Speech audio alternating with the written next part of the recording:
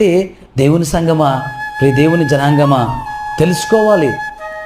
క్రైస్తవులు అనబడిన వారు, క్రైస్తవేతరులు అనబడిన వారు తెలుసుకోవాలి ఏంటంటే స్వస్థత అది దేవుడి చిత్తము వలన కలుగుచున్నది. ఆమేన్.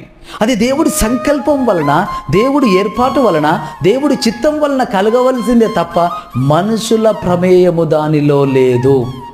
ఆమేన్.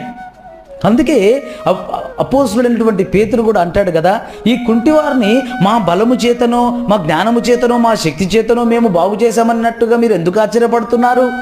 మీరు సిలువ వేసిన యేసుక్రీస్తు నామం పేరిటనే ఇతడు స్వస్థత పొంది ఉన్నాడు.